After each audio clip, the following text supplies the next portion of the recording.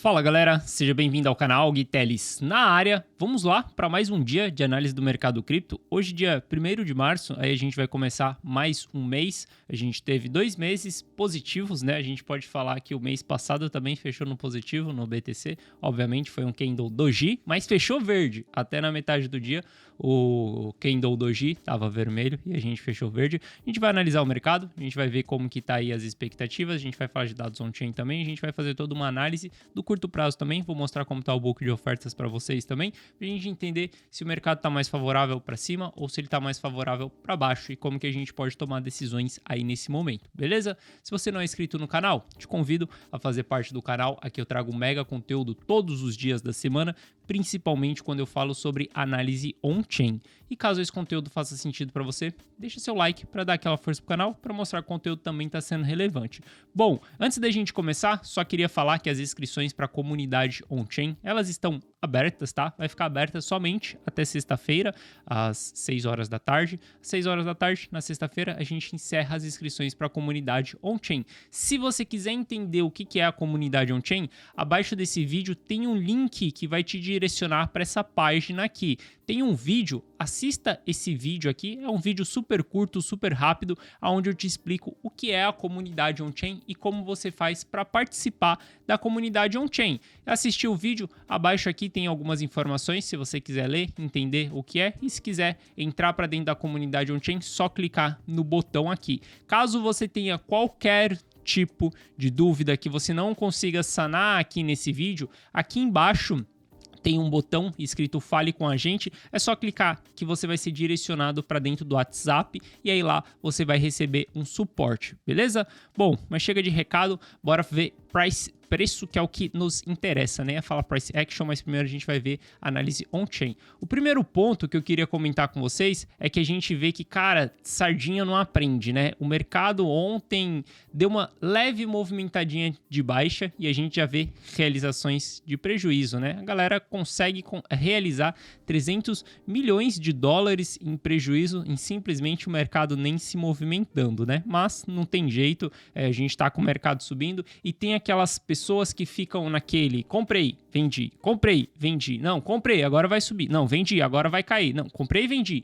Aquelas pessoas que ficam assim são essas pessoas que realizam esses prejuízos desnecessários, cara. Além de pagar taxa para a corretora, você fica simplesmente realizando prejuízo à toa, desnecessariamente, porque você está simplesmente operando no emocional. Saiba que sempre que você fazer assim, comprei e vir na sua cabeça e falar, mas será? Aí você vai lá e aperta vendi. E aí quando você aperta vendi, vem na sua cabeça de novo, mas será? Aí você vai lá e aperta comprei. Cara, isso é emocional, é normal. Quando você toma uma decisão, é normal com que logo em seguida, após aquela decisão, o seu emocional, ele tenta te proteger daquela decisão que você tomou. Então é normal, sempre depois que você comprar no mercado, você receber essa mensagem na sua cabeça, mas será? E aí, o jogo entre as pessoas que têm o controle emocional e as pessoas que não têm o controle emocional tá exatamente nesse ponto de conseguir falar, sim, será, é isso mesmo, eu decidi já, tá decidido, então tá tudo bem, vou seguir a estratégia, vou respeitar todo o meu setup, o stop tá aqui embaixo, o take tá lá em cima, se o mercado pegar, pegou, se não pegar, eu não vou fazer nada, beleza? Eu vou simplesmente esperar, porque eu decidi. Então é muito importante que a gente saiba tomar decisões quando a gente está falando de mercado financeiro. Cara, ficar comprando, vendendo, compre um dia, vende no outro, compre um dia, vende no outro. Ó, você está simplesmente enriquecendo a corretora e simplesmente perdendo capital, deixando dinheiro na mesa, beleza? Bom, se a gente olhar para a volatilidade do BTC, a gente vai ver que a gente está com a volatilidade baixa, tá? Obviamente a gente não está nos patamares mais baixos e pode ser que a gente não volte nos patamares mais baixos. É raro a gente chegar nesses movimentos aqui, ó, tão baixos. Se a gente olhar, cara, a gente teve ali o pós-crash de 2020, depois a gente só veio voltar nesse patamar aqui agora na formação do fundo do mercado. E a gente também teve esses patamares bem baixos aqui, ó, lá na consolidação operação do fundo de 2018, 2019. Então pode ser que a gente não volte com uma volatilidade tão baixa, assim, um mercado tão morto assim como a gente teve. Pode acontecer? Pode acontecer. Mas a gente olha para a volatilidade não é para entender para que direção o mercado vai. A gente olha para a volatilidade para entender qual que é o potencial do próximo movimento que vai vir pela frente. Se a gente tem a volatilidade alta, a gente sabe que os próximos movimentos são de volatilidade baixa. Então a gente tem candles menores, variando menos. Não vai para cima, vem para baixo, vai para cima, não faz isso dentro do mesmo candle. Simplesmente ele fica ali mais controlado. E a gente vê que a gente está com uma volatilidade mais baixa. Isso daqui é um sinal para mim, de que em breve a gente vai ter um aumento da volatilidade. Isso daí é uma porrada no preço, seja para baixo ou seja para cima, não dá para saber só olhando para esse gráfico. A gente vai usar outras métricas, outros dados para a gente entender qual que pode ser essa direção da porrada da volatilidade. Aqui a gente está fazendo uma análise, então a gente pega várias informações, no final a gente toma uma decisão. E ponto, somente isso, beleza? Então a gente começa com essa informação de que a volatilidade tá baixa. Vejo que ela pode dar uma porrada aí pela frente. Se a gente olhar para o IMG, que é exatamente a média das moedas gastas, a gente está vendo que não está tendo moedas antigas sendo gastas. Isso daqui eu trago para vocês, cara, praticamente 2 vezes na semana, 3 vezes na semana, porque esse indicador é muito importante. A gente entender quem é que está vendendo, quem é que está distribuindo no mercado é muito importante. Se for moedas velhas sendo distribuídas, cara, corre para as colinas, é simplesmente formação de topo, a gente vai ter distribuição nessa região, então começa a sair fora do mercado, mas bunda na parede, beleza? E todos os dias, cara, se você acha que eu trago para você muitas vezes esse gráfico, porque eu trago 3 vezes na semana, cara, eu olho isso daqui todos os dias. Antes de abrir a análise com vocês, cara, eu analiso o mercado para eu poder tomar as minhas próprias decisões. Então isso daqui é um tipo de gráfico que está comigo todos os dias, porque eu quero entender quem é que está vendendo. E a gente vê que o histograma aqui ele está diminuindo um pouco, porque a gente está tendo cada vez mais moedas mais jovens sendo vendidas. Essas barras no histograma amarela são moedas intermediárias, tá? E as barras vermelhas são moedas antigas, bem antigas. Então a gente vê que está diminuindo essa movimentação de venda. A gente teve umas moedas de médio prazo aqui, já expliquei para vocês, evento de capitulação que a gente teve. Então a gente tem que aguardar movimentações. Quando começa a acender a luz amarela, a gente começa a ficar em alerta. E aí quando acende a luz vermelha, a gente simplesmente se protege, sai, corre para as colinas. Quando a gente olha para o que está acontecendo na distribuição, a gente obviamente está tendo distribuição nessa região, está tendo uma pequena venda nessa região. Não é uma distribuição grande, tá? Nem gosto de chamar de distribuição, porque tem pessoas que confundem quando a gente fala em distribuição e quando a gente fala em acumulação. Isso basicamente acontece muito forte 2 vezes no ciclo, no fundo e no topo. Mas durante alguns movimentos no mercado, a gente vai ter os topos periódicos. Então, no curto prazo e de uma maneira mais leve, não tão forte, tá rolando uma certa distribuição. Algumas pessoas venderam, realizaram, colocaram lucro no bolso e tá tudo bem, isso não me preocupa. A gente tem vários tipos de investidores. Lembra? A gente tem 4 chapéus para colocar na cabeça. Ou a gente coloca o de trader, ou de swing trader, ou de position trader, ou de investidor. Entenda que quando a gente olha para uma análise, a gente está considerando que tem esses 4 profissionais juntos. E esses 4 profissionais, eles não pensam da mesma maneira. Cada um pensa de um jeito. E principalmente se a gente for comparar um trader exatamente com um investidor. A gente vai ver que, cara, o mindset é completamente diferente. A gente tem que saber separar isso também na nossa análise. Por isso que eu gosto bastante da análise on-chain, mais do que o price action, porque no price action você não consegue separar. E na análise on-chain você consegue separar. Você consegue saber quem é o long-term holder, você consegue saber quem é o short-term holder, você consegue ver tudo o que está acontecendo. E quando a gente olha nessa região o que está acontecendo, desde quando a gente subiu ali, a gente está tendo vendas mais consistente de moedas mais curtas, né? Tá diminuindo, né? Se vocês olharem as barras aqui, elas vêm diminuindo a partir do primeiro topo ali que a gente teve, a primeira vez que a gente bateu os $22 mil, depois que a gente saiu dos 16, e tá diminuindo aqui nessa região, só que a gente vê que são moedas mais jovens, não tem problema algum, cara. Quando a gente olha aqui, ó, a maioria, isso se eu tô desconsiderando as moedas de 24 horas, porque se eu olhar a moeda de 24 horas, cara, não tem nenhum dia, o cara não ficou nenhum dia com a moeda na carteira, 20% das vendas estão sendo constituído por moedas que tem de 1 a 24 horas. 22% das vendas é dessa galera que fala, comprei, vendi. No mesmo dia, ela toma 1 zilhão de decisões. E, cara, se eu for considerar aqui, ó, em 1 hora, aí a gente vai ver que, tá tendo 54% das moedas vendidas são moedas que não tem nenhuma hora de idade. Cara, simplesmente sardinha fazendo sardinhagem. E para você ser sardinha, algumas pessoas confundem, acham que ser sardinha é porque você tem um capital pequeno. E você ser, cara, um bom investidor é porque você tem um capital grande. Cara, nada disso. A gente pode ter um bilionário simplesmente entrando hoje no mercado cripto e não tendo a menor noção do que ele tá fazendo.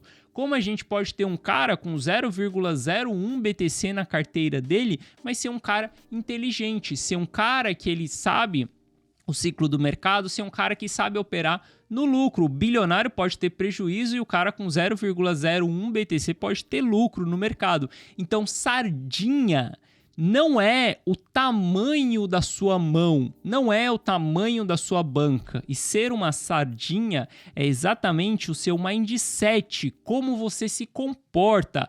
Quando a gente fala, cara, tá sardinhando, você tá simplesmente fazendo análise. Não tô falando que você é uma sardinha, nem eu também. Eu tô me colocando também dentro do mesmo balaio. Se eu falar, cara, tá sardinhando, é porque tá tendo um mindset de sardinha. Sardinha, compra e vende, compra e vende. Pô, decidi. Eu vou pra lá, venho pra cá. Então, sardinha tem um mindset dessa maneira, não consegue pensar. Então, não ache que se você, cara, se tiver pouco BTC, se tiver $10 no mercado, não tem problema nenhum. Você não é uma sardinha. Uma sardinha tá dentro do seu mindset. Inclusive, tem muito mais pessoas inteligentes com menos capital do que com grandes capitais. Porque, saca só, tem muitas pessoas que dão muito valor para aquele pouco que ela tem. Então, essa pessoa estuda muito, essa pessoa vai respeitar bastante o ciclo, ela vai olhar a análise, ela vai tomar decisões mais racionais do que emocionais. Então, tem muitas pessoas inteligentes também. Obviamente, se você tem muito capital, você vai ter mais acesso à informação. E aí, cara, toda a ladainha que todo mundo sabe que se você tem mais dinheiro, você consegue ter mais acesso e informações, várias outras coisas para você poder tomar uma decisão melhor. Mas não significa que você vai tomar uma decisão melhor, beleza? Então, quando a gente vê essas vendas são de moedas mais curtas, cara, zero preocupação. Não tenho nenhuma preocupação no mercado, não tenho interesse algum de vender dentro dessas regiões. Inclusive, a galera da comunidade on-chain tem acesso à minha carteira e sabe que eu estou até olhando para diminuir a minha posição de caixa nesse momento. Sim, eu ainda tinha 10% em caixa dentro da minha carteira de todas essas movimentações, comprei tudo que eu queria dentro da região de capitulação e simplesmente sobrou um caixa. Eu sempre gosto de carregar um pouco de caixa, sobrou um caixa, eu resolvi queimar esse caixa e a galera da comunidade on-chain sabe exatamente aonde eu queimei e que tipo de ativo que eu queimei. Mas só para vocês terem uma ideia, porque que eu ainda acho que a gente está em uma mega oportunidade. Cara, obviamente aportar na capitulação, onde eu comprei, coloquei maior parte do meu capital dentro da capitulação. É a melhor fase que você tem, porque é o maior retorno que você vai ter. Mas se a gente olhar para o MVRV, por exemplo, cara, MVRV vai te mostrar se o preço do ativo tá caro ou se o preço do ativo tá barato ou se o preço do ativo tá justo. E quando a gente olha, o preço do ativo esteve barato durante a fase da capitulação, vai estar caro durante uma fase de euforia. Dentro dessa fase de euforia, eu vou querer estar vendendo. Só que se a gente der um zoom aqui, ó, e olhar para o Realized Price, não para o MVRV aqui embaixo, olhar para o Realized Price é o preço justo do ativo, é o custo médio naquele momento que a gente tem. Olha só, hoje a gente tem o preço justo do ativo, ali ó, beirando os 20 mil dólares, 19.800, a gente ainda está próximo do realized price. Veja que durante todo o ciclo a gente vai se afastar bem desse realized price, a gente vai chegar a estar 3, 4 vezes mais caro do que o preço justo. Isso daqui é normal para um ciclo, geralmente a gente bate topo também nessas regiões, então a gente ainda está no início de uma movimentação de alta. Falando para o longo prazo, olhando para o ciclo do mercado, cara, a gente só está no começo. Tem algumas pessoas que me perguntam, pô Gui, eu não consegui aportar no mercado, eu não consegui comprar junto com você na fase de capitulação, o que eu faço? Eu vou simplesmente sentar, chupar dedo e esperar o ciclo subir e aí lá na próxima fase de capitulação eu vou entrar? Obviamente que não, né? Se você não conseguiu entrar na melhor região, cara, ainda tem tempo, ainda a gente está no começo de um ciclo, a gente está revertendo as métricas, a gente está iniciando movimentações de alta e a gente está muito longe ainda de formar um all-time high. A gente ainda está longe de chegar no nosso all-time high anterior, de 68 mil dólares. Então, a gente ainda está em oportunidades de compra, beleza? Isso falando para ciclo de mercado, isso falando pro longo prazo. Bom, dito tudo isso, vamos dar uma olhadinha como que está o preço do ativo no curto prazo. A gente teve o ativo ontem caindo, hoje subindo, amanhã cai, a galera vende de novo e depois sobe, a galera compra de novo. Mas, cara, o que a gente olha para o preço do ativo é uma movimentação bem interessante. A gente está formando padrões bem bonitos, porque a gente está formando topos e fundos ascendentes no gráfico diário. A gente tem uma grande chance agora de vir buscar um topo mais alto do que o topo anterior no gráfico diário. A gente se segurou nessa região aqui e eu comentei com vocês, foi na análise de ontem ou na análise de antes de ontem, que era uma oportunidade de entrada no mercado, porque a gente tem um stop bem claro aqui. Eu ainda vejo, mesmo esse candle aqui de hoje sendo um candle de alta, eu ainda enxergo como oportunidade de entrada no mercado, porque a gente está próximo do stop, a gente está numa região de risco-retorno bem interessante aqui, onde o fundo já foi marcado. Cara, simplesmente perdeu o fundo, tudo bem, aí você sai do mercado, aí você fica mais bearish, aí você simplesmente bunda na parede, se previne, porque você sabe que perdeu esse fundo aqui, a gente vai tentar, no mínimo, vir buscar esse outro fundo aqui. Estopou, saiu no prejuízo? Tudo bem, mas você seguiu uma estratégia. O mercado te tirou e você respeitou a sua estratégia. Se você comprar nessa região aqui, amanhã vier um candle vermelho, você não vende, cara, por favor, você não faz isso, você não antecipa o seu stop. Você deixa o mercado te tirar, porque muitas das vezes o candle pode vir vermelho no dia seguinte aqui e simplesmente no outro dia ele fazer o quê?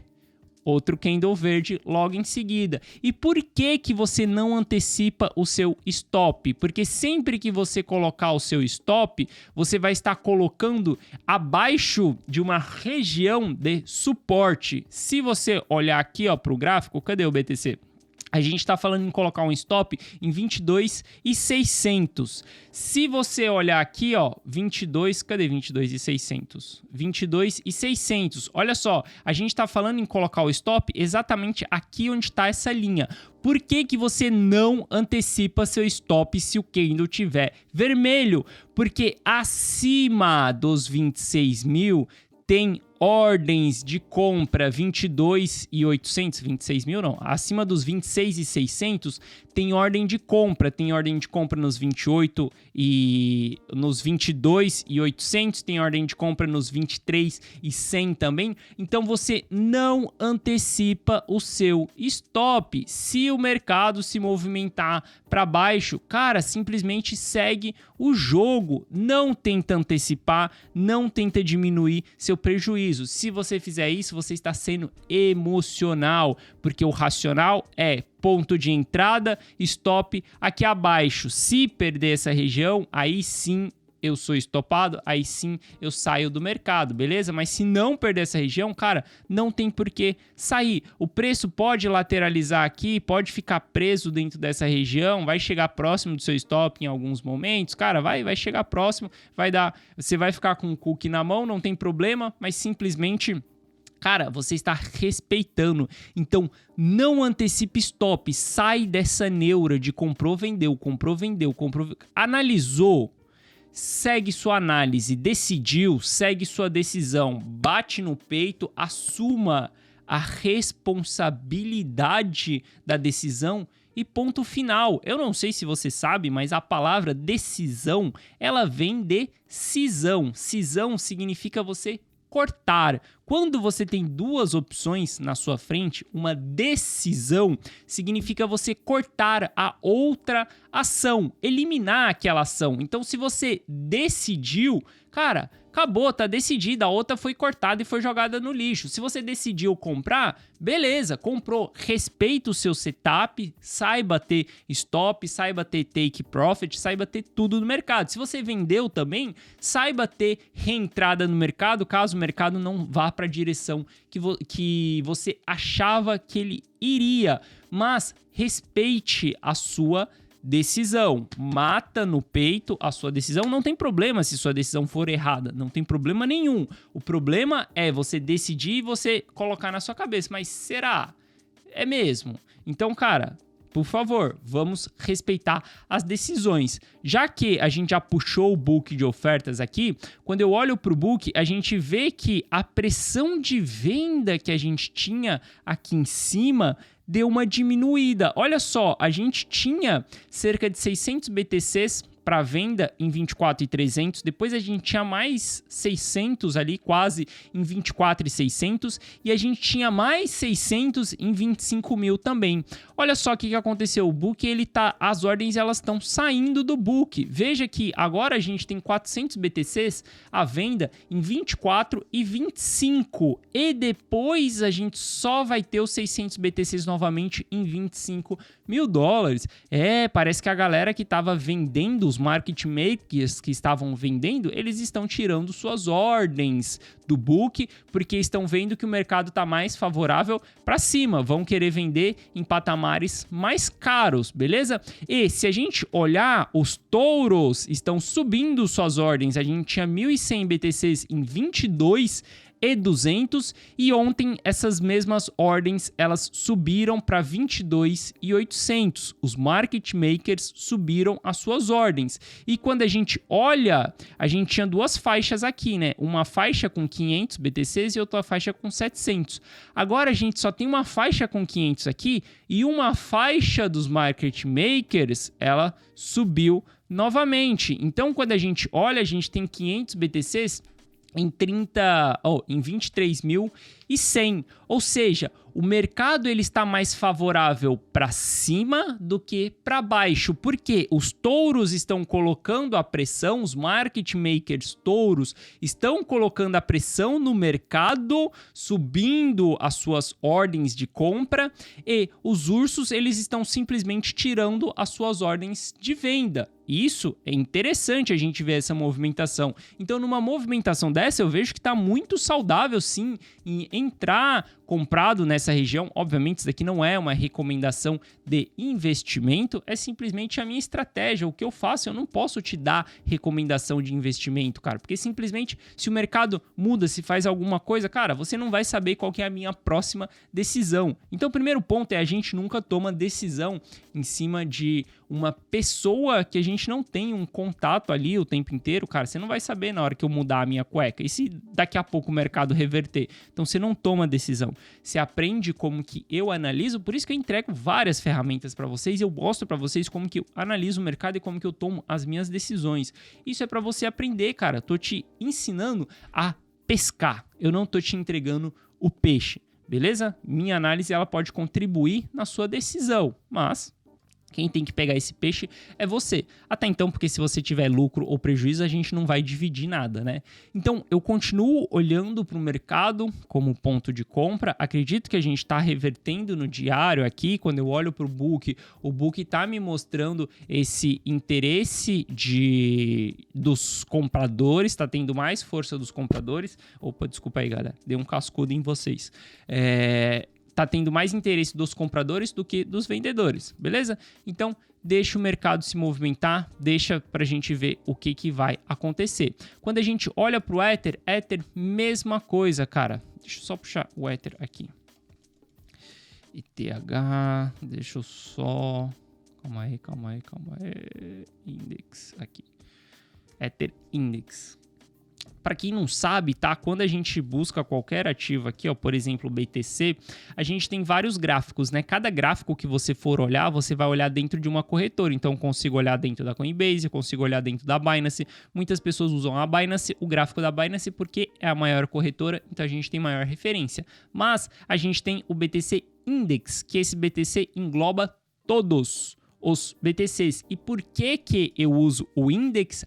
Aqui tá uma sacada que muita gente não sabe, mas o volume do BTC Index é exatamente o volume de todas as corretoras. Se eu olhar só para o BTC dentro da Coinbase, esse volume que está aqui embaixo é o volume só dentro da Coinbase, beleza? Então eu sempre uso o index, tanto para o Ether quanto para o BTC, beleza? O index está bem aqui embaixo, ele ficava no topo, houve uma atualização aqui, ele foi lá para baixo, beleza? Mas quando a gente olha para o Ether, cara, mesma coisa, o Ether, topos e fundos ascendentes, linha de tendência de alta, bateu na linha de tendência de alta, se segurou, ótimo, a gente tem o ativo com força, eu não brigo contra a tendência, eu respeito a tendência.